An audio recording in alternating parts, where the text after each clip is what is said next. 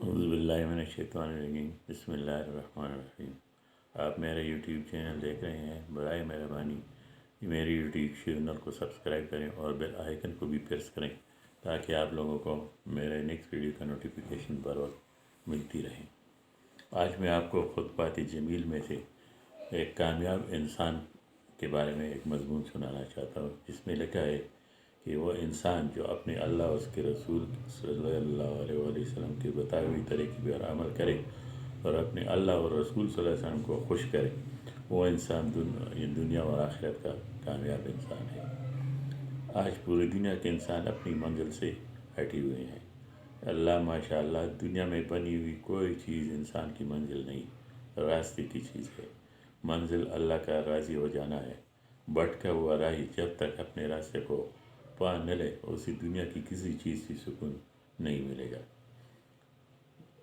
قافلے سے بچھڑا ہوا مسافر جب تک اپنے قافلے تک پہنچ نہ جائے، دنیا کی کوئی چیز اسے سکون نہیں پہنچاتی۔ راستہ گم کر بیٹھا، راستے کا پتہ نہیں، کھانا بھی کھا رہا ہے اور دل کہیں اور ہے، پانی بھی پی رہا ہے پر منزل کی تلاش ہے۔ انسان ہے تو تک ہار کے چلتے چلتے آخر کب تک چلے گا؟ آخر پاؤں میں آبلے بھی پڑیں گے، سوئے گا، لیکن پھر بھی دل اٹکا ہوا ہے کہ کب مجھے میری منزل ملے گی۔ پوری دنیا قابل رحم ہے، جہاں دوا ہے جس نے زخم کو پرنا بھی ہے اور اس سے منتقل بھی کرنا ہے اور صحت کو لوٹانا بھی ہے، اس طرف انسانیت کا رخ نہیں۔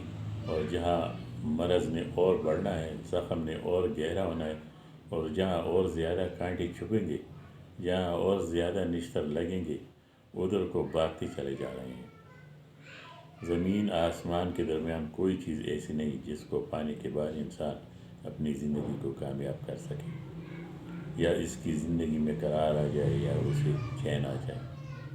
اور ایسا ہی ہے جیسے شراب پی کے چند گھڑیاں بے خبر ہو جاتا ہے، اور جب ہوش آتا ہے تو زندگی کی تلخ حقائق پھر اس کے سامنے منہ کھول کر کھڑے ہوتے ہیں۔ اس نے تو اپنے آپ کو چند گھڑیوں کے لیے مدہوش کیا تھا۔ یہی حال پوری دنیا کی انسانیت کا ہے۔ انسانی علم خطا کھا گیا، وہ خواہشات کو مقصد سمجھ بیٹھے، دنیا کو منزل سمجھ بیٹھے، دنیا کو اپنی آخری پناہ گاہ سمجھ بیٹھے۔ دنیا دھوکے کا گھر ہے، نہیں بھائیو، یہ تو بنانے والے نے کہا ہے، یہ تو دھوکے کا گھر ہے، یہ مچھر کا پر ہے، یہ مکڑی کا جالا ہے، یہ پناہ کا گھر ہے، یہ دھوکے اور فریب سے بھری ہوئی دنیا ہے، دھوکوں سے بھری ہوئی دنیا ہے۔ ہر گھڑی میں ہزاروں غم اور رنج علم داستانیں جنم لیتی ہیں اور ختم ہو جاتی ہیں۔ یہ زندگی چاروں طرف دکھوں کا ہی نام ہے۔ ان میں سے کوئی چیز انسانی منزل نہیں بن سکتی۔ کسی ایک چیز کے پیچھے دوڑتا ہے، وہاں پہنچتا ہے تو پتہ چلتا ہے کہ یہ تو میری منزل نہیں تھی۔ پھر نئی سرے سے کمر باندھتا ہے، پھر دوڑ لگاتا ہے، پھر ایک جگہ پہنچتا ہے، پتہ چلتا ہے کہ یہ بھی میری منزل نہیں ہے۔ اور بس بات ختم۔ اب کون اٹھے گا؟ اللہ تعالیٰ کے نبیوں کو بھیجا ہے کہ انہیں بتاؤ کہ کوئی ہے جس نے تمہیں بتایا ہے تمہارا مقصد زندگی، اور اسی کو راضی کرنا تمہارا کام ہے، اسی کے لیے جینا، اسی کے لیے مرنا ہے۔ اللہ کی ذات ہر چیز میں کامل ہے، اور اللہ تعالیٰ جو ساری کائنات سے غنی ہے، وہ صمد ہے، جو کسی چیز میں کسی کا محتاج نہ ہو، جو شرافت میں کامل، سیادت میں کامل، علم میں کامل، طاقت میں کامل، اقتدار میں کامل، قوت اور غلبے میں کامل، اور اس ذات کو صمد کہتے ہیں جو کسی کا محتاج نہیں، سب اس کے محتاج ہیں۔ ہماری زندگی کا مقصد ہے اس تک پہنچنا۔ اللہ تعالیٰ انبیاء کرام کو ان کے شان بدلہ دے، جنہوں نے آ کر یہ خبر دی کہ اللہ تعالیٰ کی طرف آ جاؤ، تمہارے سارے دنیا کے دکھ درد ختم ہو جائیں گے، غم دور ہو جائیں گے، مسئلے حل ہو جائیں گے، اپنے مالک کے سامنے سر جھکا دو۔ یہ اپنے علم سے سمجھ میں آنے والی بات نہ تھی۔ اللہ تعالیٰ نے حضرت محمد صلی اللہ علیہ وسلم کو پھر ساری دنیا کو انسانوں کا رہبر بنایا۔ کوئی ایک قوم کے لیے آئے، کوئی ایک ملک کے لیے آئے۔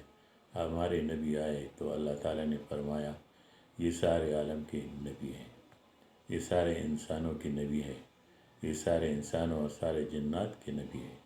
دنیا کے سب سے بڑے محسن اور آنے والے کائنات کے آخری انسان تک کے لیے اللہ نے آپ کو ہادی اور رہبر اور شاہد اور مبشر اور نذیر اور داعی اللہ سراج المنیر بنا کر بھیجا۔ آپ صلی اللہ علیہ وسلم دنیا کا سب سے بڑے محسن ہیں۔ آپ صلی اللہ علیہ وسلم جیسا کوئی محسن نہ پہلے پیدا ہوگا، جنہوں نے سارے عالم کو زندگی کا مقصد بنایا اور اس کے لیے اپنا سب کچھ لگا دیا۔ کوئی دنیا میں ایسا فقیر تو دکھائیں جس کے پیٹ پر 2 پتھر ہوں، کوئی فقیر تو دکھائیں جو سارے علم کی چابیاں اپنے ہاتھ میں رکھتا ہو، سارے کائنات کے خزانوں کی چابیاں بھی اسی کے پاس ہوں، اور پھر بھی وہ پیٹ پر 2 پتھر باندھ کر بیٹھا ہو۔ کوئی ایسا اقتدار والا تو دکھائیں جو اشارہ کرے تو زمین و آسمان کے سارے خزانے کھل جائیں، اشارہ کرے تو زمین و آسمان سے اس کے دشمن کے لیے بجلیاں کڑک جائیں، اور اشارہ کرے تو زمین و آسمان سے اس کے دشمن کے لیے بجلیاں کڑک جائیں، اور پھر وہ پتھر کھا کے دعا دے رہا ہو۔ کوئی ایسا موسم دکھاؤ جو اشارہ کرے تو پہاڑ آپس میں مل جائے اور ان کو پیس کر رکھ دیں اور ان کی نسل مٹ جائے۔ اتنی طاقت رکھنے کے بعد 3 میل تک دوڑ رہا ہو اور بدماش پتھر مارے ہوں، کافر پتھر مارے ہوں، کہ ہر پتھر زخم بڑھا رہا ہو اور خون کے بہاؤ کو تیز کر رہا ہو، ہر قدم پر طاقت گھٹتی چلی جا رہی ہو، یہاں تک کہ گر کر بے ہوش ہو گئے۔ اس کے باوجود زبان سے ان کے لیے ایک حرف بد دعا نہ نکلا۔ ایسی طاقت و اقتدار رکھ کر، ایسے اختیار رکھ کر، ایسا فکر تواضع والا کوئی تو کائنات میں پیش کیا جاتا جس کے زخموں کو دیکھ کر دشمن بھی روئے۔ آپ صلی اللہ علیہ وسلم تو بے ہوش ہو کر گر پڑے۔ غلام زید بن حارثہ نے اٹھایا، عتبہ کے باغ میں پناہ لی، اور عتبہ اور شیبہ دونوں بھائی تھے، ان کے خون نے بھی جوش مارا۔ آپ صلی اللہ علیہ وسلم کو دیکھ کر یہ جان کے دشمن ہے۔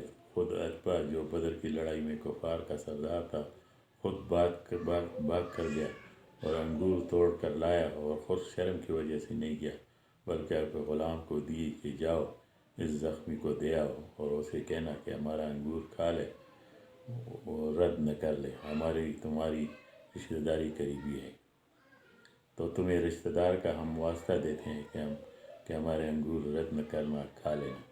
جس کو دیکھ کر دشمن بھی رحم کھائیں، اور نبی صلی اللہ علیہ وآلہ وسلم طاقت اتنی رکھتے ہیں کہ زبان سے صرف بول نکلنے کی دیر تھی، آپ صلی اللہ علیہ وسلم ایک بول بولتے بس وہیں کائنات کے سارے عذاب کے اسباب اللہ تعالیٰ مہیا فرما دیتے۔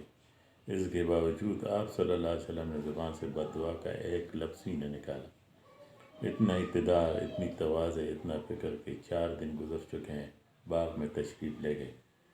عبداللہ ابن عمر ساتھ ہیں، گری پڑی کھجوریں اٹھا کے کھا رہے ہیں، اور کھجوریں جن کو کیڑا لگ جاتا ہے، جن کو کوئی چونچ لگ جاتی ہے پرندے کی، عبداللہ ابن عمر فرما رہے ہیں کہ عبداللہ تو کیوں نہیں کھاتا؟ وہ عرض کرنے لگے، یا رسول اللہ مجھے بھوک نہیں ہے، آج 14 دن ہے میں نے کچھ نہیں کھایا۔ ہم تو دن میں 4 دفعہ کھاتے ہیں، 5 دفعہ کھاتے ہیں، یہ دونوں جہانوں کا سردار صلی اللہ علیہ وسلم ہے جو 4 دن سے بھوکا ہے اور اس کے گھر میں ایک دانہ کھانے کو نہیں ہے۔ آپ صلی اللہ علیہ وسلم نے فرمایا، میرے رب نے کہا ہے میرے حبیب صلی اللہ علیہ وسلم یہ پہاڑ سونے کے بنا دوں؟ میں نے کہا نہیں، یا اللہ ایک دن بھوکا رہوں گا، ایک دن کھاؤں گا، جب بھوک لگے گی تجھے یاد کروں گا، اور جب کھانا کھایا ہوگا تو تیرے حمد و ثنا کروں گا اور تیرا شکر ادا کروں گا۔ جس کو پہاڑ سونے کے بنا کر دیے جا رہے ہوں، اور جو مسجد میں بیٹھا ہوا اور باہر سے دیکھنے والا کہے کہ یہ چاند جیسا چہرہ، یہ کیوں کملا گیا، یہ کیوں مرجھا گیا؟ وہ کعب بن عمر پوچھتے ہیں کہ یا رسول اللہ میرے باپ آپ پر قربان۔ تو آپ نے پیٹ کی طرف اشارہ کیا اور فرمایا، آج 3 دن گزر چکے ہیں، اس پیٹ میں ایک لقمہ بھی نہیں گیا، اور یہ وہ ہستی ہے کہ وہ پہاڑ کو اشارہ کرے تو وہ سونا بن کے چل آئے اور وہیں کھڑا نہ رہتا، چل کر آ جاتا، اور وہ 3 دن گزر چکے ہیں اور بیٹھے ہوئے ہیں، آنے والا بھی دیکھتا ہے کہ بھوک کے آثار ہیں اور چہرہ مرجھایا ہوا ہے، اور وہ اتنا اقتدار لے کر بھی وہ اپنے آپ کو بھی اس قدر نیچے رکھ کر چل رہے ہیں۔ اس سے بڑا محسن کوئی کہاں سے پیش کرے گا؟ اتنی اونچی شان کہ عمر بن حفصہ پوچھ رہے ہیں، یا رسول اللہ آپ صلی اللہ علیہ وسلم کو نبوت کب سے ملے؟ 10 سال ہو گئے ہیں، 20 سال ہو گئے ہیں، 25 سال ہو گئے ہیں۔ آپ صلی اللہ علیہ وسلم فرمایا مجھے اس وقت نبوت مل چکی تھی جب آدم علیہ السلام کی لیے مٹی کا گارا بنایا جا رہا تھا، آنے میں سب سے آخر، تخلیق میں سب سے پہلے، بعث میں سب کے بعد۔ صدق اللہ العظیم۔